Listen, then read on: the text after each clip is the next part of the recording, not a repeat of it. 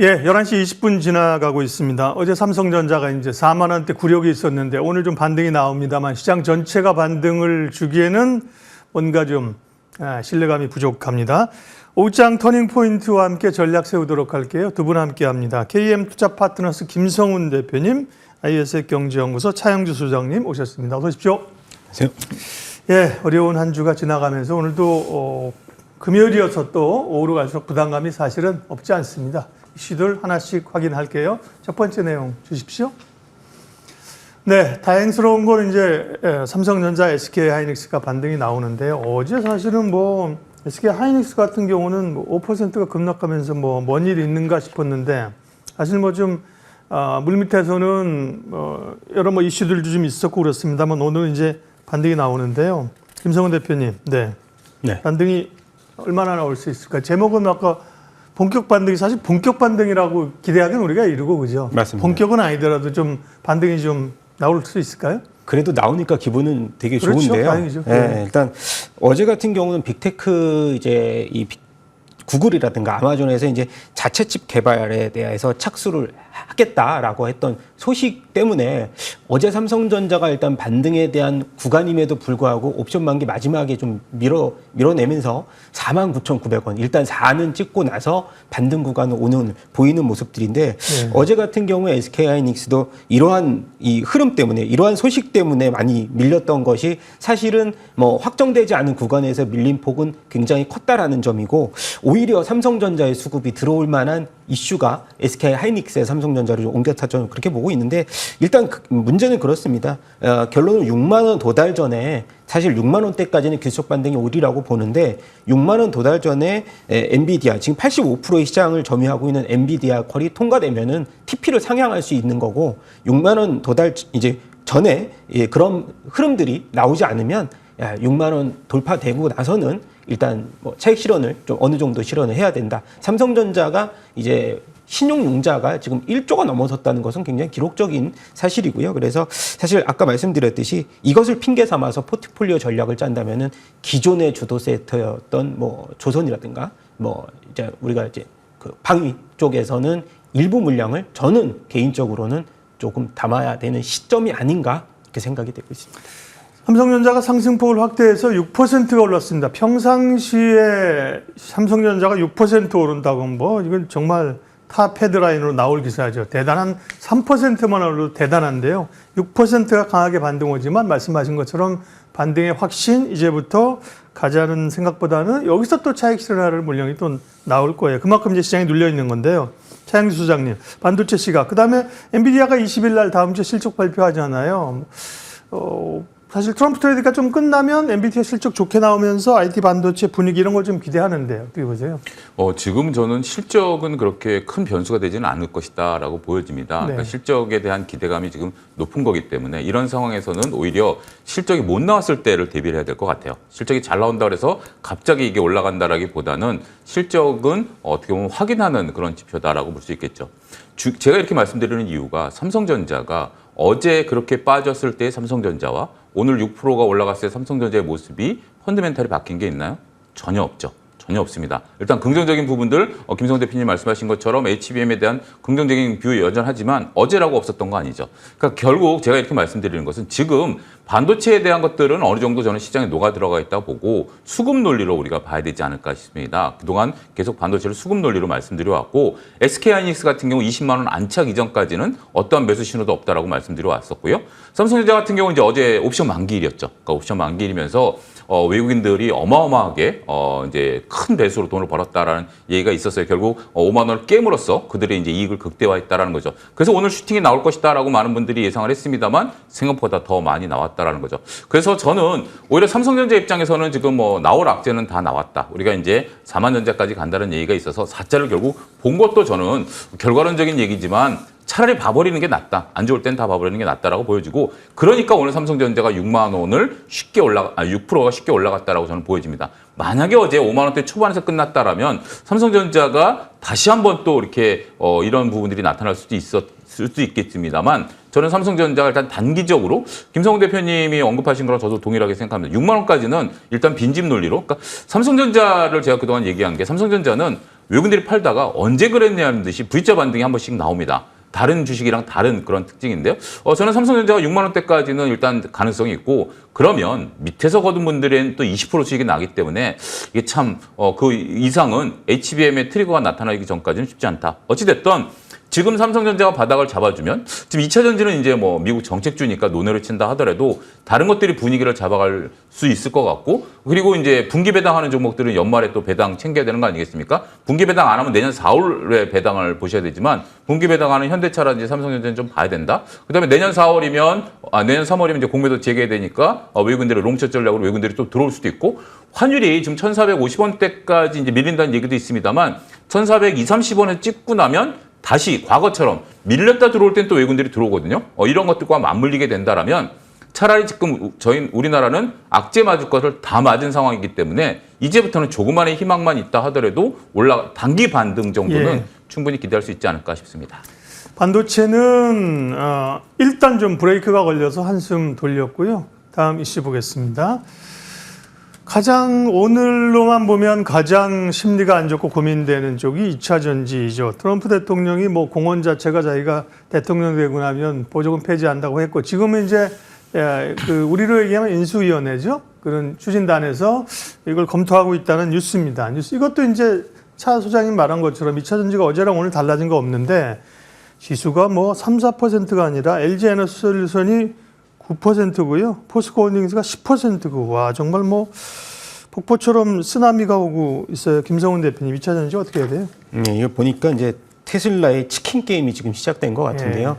본인은 이제 사를 수 있지만 뭐 GM이라든가 다른 이제 그렇죠. 경쟁 업체들을 죽이려고 하는 전략인 듯 보입니다. 일론 머스크도 뭐 동의했다라는 거 아니에요? 네네네. 이건 사실 이제 예정돼 있는 전략 중에 하나라고 저는 생각이 되는데 당연히 주가가 빠지는 것은 맞는데 왜냐하면 이 IRA 폐지가 되면 사실상 수요가 감소되게끔은 돼 있어요. 그것 때문에 이제 우리가 이 전기차를 샀던 하나의 뭐 요소가 가장 중요한 것이 가격이었기 때문에 근데 우리가 이제 다르게 좀 생각을 해보면은 엔솔이라든가 이제 LNF 같은 경우는 테슬라가 살아난다면 당연히 매출은 회복할 수 있는 가장 빠르게 회복할 수 있는 부분인데 센티멘트가 굉장히 좀 취약하게 전개가 돼 있다는 점이고 그리고 엔솔 같은 경우도 IRA 관련돼서 가장 많이 보조금을 받았고 지금 8곳에서 미국 8곳에서 지금 공장에서 이제 증설을 계속 이어가고 또 이제 준공을 하고 있기 때문에 그런 여파가 있지 않을까 생각하는데 이 몇 가지 제가 제시했던 기업은 그래도 계속 팔로잉을 해야 되지 않을까 싶고 뭐 추가적인 뭐 갖고 계신 분들은 추가 이제 진입 시점은 좀 자제를 하는 것이 지금 시점에서는 좋겠다는 판단이지만 뭐 대안으로는 저는 뭐 일단 완성차 다 같이 본다면 현대모비스가 이제 뭐 인베스트데이도 있고 그리고 최근 들어서 자동차 수명 이 실적이 워낙 잘 나왔기 때문에 이제 자동차 수명도 예전보다 굉장히 길어졌기 때문에 AS에 대한 뭐 중요성이 높아졌기 때문에 하나의 뭐 일단 이제 방안을 생각한다면 이렇게 좀 말씀을 드리고 싶습니다. 물론 트럼프 취임하고 나서 정책이 사실은 어떻게 될 때까지의 기간들이 남아 있어요. 그동안 변수가 있지만 그래도 차 소장님 하루에 이렇게 대형주들이 LG에너지솔루션이나 이런 기업들이 하루에 10%나 빠진다는 거는 단기적으로는 그래도 좀 오히려 기회를 좀 삼아봐도 되는 거 아닌가요? 우리가 이제 그런 거죠. 이렇게 배가 고픈데 제가 배가 고픈데 이 박사님이 뭔가 줄 것 같아, 밥을. 뭔가 빵이 됐든 뭔가 줄 것 같아. 그 기대감으로 있으면 버틸 수가 있죠. 근데 딱 보니까 이 박사님이 서 시장 나 안 줄게 라고 얘기하면 그때는 절망으로 빠지는 거죠.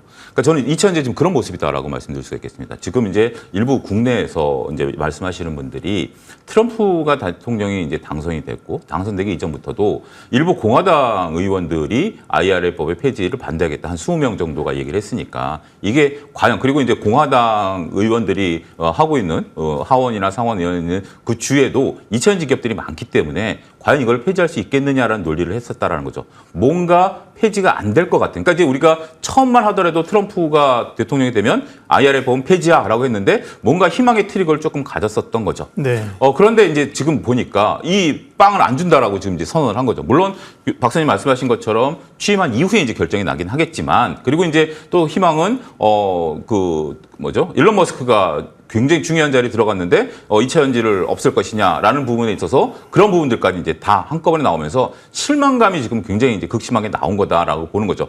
근데 이 실망감은 하루 이틀 사이에 쉽게 사그라들기는 어려울 수도 있습니다. 조금 이 요구는 진행 봐야 되고, 더군다나 상하위원을 다 공화당이 장악했기 때문에 정말로 트럼프가 원한다라면 이 부분에 대해서, 그리고 뭐 공화당 한 20명 있지 않느냐. 자, 하원 의원 수만 하더라도 435명입니다. 20명을 제외하고 나면 대략 200명 정도의 다른 공화당 의원들이 있다라는 거죠. 어찌됐든 지금 일단 시장에서 본다라면 단기 충격을 잘 이겨내는 게 관건일 것 같습니다. 여기에 또 신용 물량이라든지 로스콘 물량들이라든지 이런 것들이 해소되는, 어떻게 보면 삼성전자가 6만 전자에서 4만 전자까지 올 때 그런 부분들을 해소했었던 것처럼 이제부터 이런 부분들에 대한 수급이 일단 해소되는 국면까지는 봐야 되지 않을까 싶습니다. 대안이 없느냐? 저는 오히려 대안이 현대차로 떠오른다라는 거죠. 왜냐하면 지금 일론 머스크 같은 경우 중국에서 많이 생산하고 있고 국내에서도 나름대로 생산하고 있기 때문에 굳이 뭐 장애는 보조금 필요 없다라는 거죠. 그리고 우리가 이제 이 보조금과 관련해서 지금 이제 LG엔솔이 많이 빠진다라고 하는데, LG엔솔 3분기 실적에서 보조금 빼고 보십시오. 보조금 빼고 난다라면 영업이익이 그렇게 드라마틱하게 나온 거 아닙니다. 그게 없어진다는 거 아니겠습니까? 그런 두려움 때문에 지금 엔젤스에 빠지는 거고, 현대차 같은 경우는 안 줘도 지금 현재 트럼프가 얘기하는 게 관세 매기겠다라는 거 아니겠습니까? 관세에서도 자유로울 수 있다라는 거죠. 그리고 현대가 미국을 간다라는 것은 여러분들 투자 개념은 그래야 됩니다. 내가 원해서 가느냐, 상대방이 돈 줄 테니까 와라 그래서 가느냐라고 봤을 때는 현대차는 내가 간다고 그래서 갔는데 돈까지 준다고 그래서 더 좋았었던 거라는 거죠. 그런 부분들을 보면 저는 지금 많이 빠진 거는 저도 심정적으로 이해를 합니다. 하지만 이게 바닥 신호가 나오면 리바운드 나올 것으로 보여져요. 모든 악재가 다 해소됐기 때문에. 하지만 지금이 많이 빠졌다라고 본다라면 삼성전자 7만 원에서 6만 원 내려올 때 많이 빠졌다라는 얘기와 저는 그렇게 크게 차이점을 발견할 수 없다. 네. 냉정하게 좀 말씀드리겠습니다. 2차 전지가 이제 워낙 하루에 오늘 낙폭이 크니까 단기적인 기회가 될 수 있지 않을까요? 라고 여쭤봤는데 두 분 다 2차 전지보다는 굳이 다른 쪽에서, 자동차 쪽에서 대안을 제시를 해 주셨습니다. 어렵네요. 2차 전지 특별히. 네. 다음 이슈 볼게요. 예, 실적 쇼크, 화장품주 4분기에는 괜찮을까? 이제 중국 모멘텀으로 기대감으로 좀 올랐었는데요.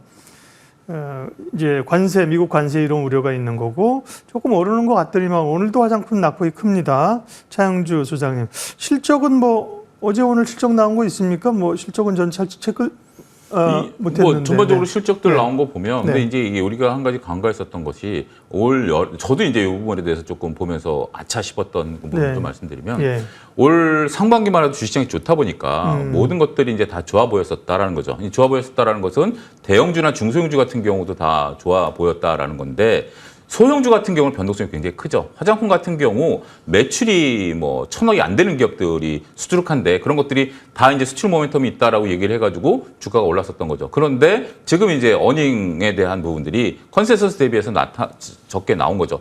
자, 600억짜리 기업이 500억 매출이 나오면 잘한 거긴 합니다. 근데 20%나 매출 변동성이 생기면서 지금 현재 작은 중소형주들 중심으로 크게 밀리기 시작하고 있다라는 거죠. 물론 그 200억을 따라잡는다라는 거 충분히 가능성이 있습니다만 좀 이 부분에 대한 변동성은 일단 좀 보긴 하셔야 될 것 같아요. 그리고 또 한 가지 이제 4분기에 대한 어떤 기대감들에 대해서는 연말에 대한 어떤 기대감들도 있긴 하겠습니다만, 원래 이제 연말 크리스마스 시즌에 대한 것은 3분기 실적으로 잡히거든요. 왜냐하면 3분기에 이제 그 물건을 실어서 가야 되니까. 4분기는 원래 이런 것들이 좀 재무제표상의 비수기이긴 합니다. 그리고 지금 시장에 있어서 체력을 보면 대형주에서부터 중소형주까지 다 올라갈 만한 체력은 아닙니다. 그건 8월 달에 끝났고요. 지금 오히려 삼성전자와 SK하이닉스 그리고 조금 전에 말씀드린 현대차로 매수세가 몰리기 시작한다라면 중소형주들은 그 다음 타자이다라는 부분들을 좀 보게 된다라면 일단 저는 조금 보수적인 시각이 필요하지 않을까 말씀드리도록 하겠습니다. 네. 어제 실리콘투가 많이 밀렸다고요? 네. 실적 발표는 뭐 IR 한다고 해서 다음 주 얘기인데 어쨌든 부정적인 얘기들이 많이 있었던 모양이죠. 그러니까 화장품들도 사실 환율 원화 약세 이런 거는 수출 쪽에 도움이 되는 건데 그걸 기대하기에는 좀 어렵습니다. 계속 뭐 어려운 것들을 통해서 돌파구를 좀 찾으려고 하는데 만만치가 않네요. 다음 또 이슈 볼게요. 바이오는 그야말로 흔들리는 장에서 굉장히 그동안 견조했었는데요. 견조했었는데 또 이번 주의 흐름들은 굉장히 바이오도 큰 폭의 변동성과 낙폭이 크게 나타났어요. 네.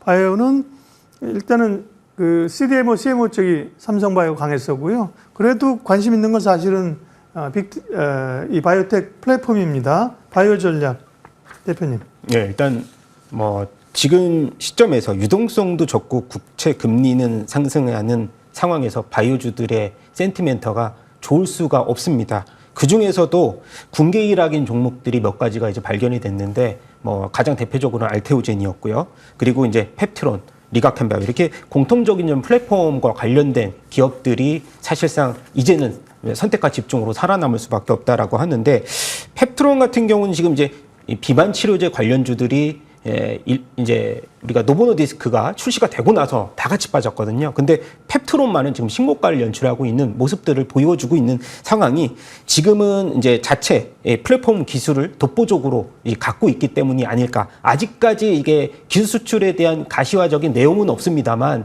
시간이 갈수록 이제 내년 정도 초에 되면은 아마 발표할 것으로 보이는데 그러한 기술력을 오히려 지금 시장에서 좀 인정받는 모습이고 아까 말씀드렸듯이 추가적으로 보면은 리가켄바이오, ADC 관련된 시장에서 지금 수주 잔고가 리가켄바이오는 8건인데 한 8조 이상이 되고 있는 상황입니다. 그래서 제약주에서도 수주 잔고가 탄탄한 뭐 삼성 바이오로직스도 뭐 한 건에서 뭐 1조 7천억 원씩 수주를 계약하고 있는 흐름에서 본다면은 이런 종목들에 대해서 좀 우리가 집중해 보자. 이제는 제약 바이오주들도 선별할 때가 온 것 같다. 그렇게 좀 결말을 짓고 싶습니다. 네, 제약 바이오 쪽은 선별, 그러나 이제 기회가 종목별로 있다는 말씀이셨습니다.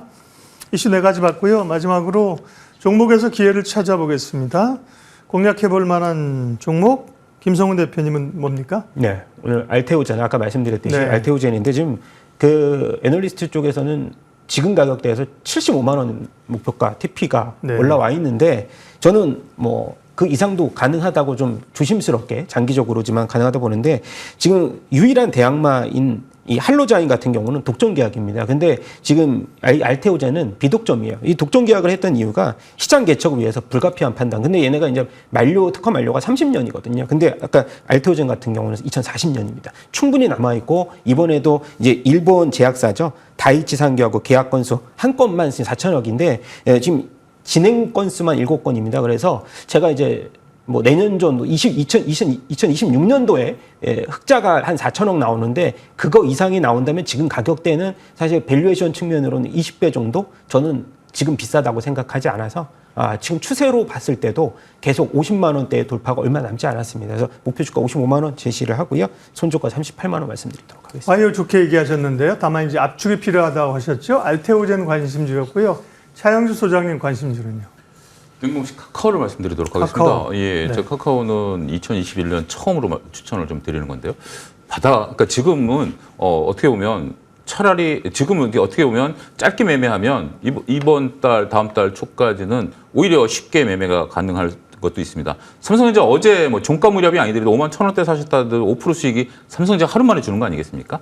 이런 부분 카카오도 지금 바닥을 딱 잡은 모습이 저는 보입니다. 기관들을 지금 사고 있고요. 오늘은 외국인들을 사는 걸로 지금 현재 가지개가 잡히고 있는 상태입니다. 그러면 여기서 V자 반등을 한번 노릴만 하다라는 거죠. 제가 네이버를 2달 전에 추천드렸을 때도 차트만 보고 네이버를 좀 말씀드렸고 그 뒤에 이제 붙었는데 카카오가 아직까지 펀드멘탈에 대한 부분들을 저는 확신하지는 않습니다. 하지만 지금 정도 차트가 바닥 잡는 거라면 단기간에 한 10% 정도 슈팅은 나올 가능성이 있다. 그래서 그런 식으로 접근하시고 또 하나 동일한 예로 GS건설 같은 경우도 지금 건설주들이 좋을 리는 없습니다. 그런데 GS건설 같은 경우 기관들, 외국인들 매수가 좀 들어오면서 바닥을 딱 잡는 모습들 좀 심심치 않게 들어오거든요. 그래서 지금은 가는 종목 따라가는 것도 공략이지만 완전히 지금 V자 반등을 좀 기대할 수 있는 종목들에 대해서 다음 주를 어차피 공략하는 거니까 그런 부분들에 대한 아이디어를 가져가시는 것도 좋지 않을까 싶습니다. 네, 카카오를 관심주로 말씀해 주셨습니다.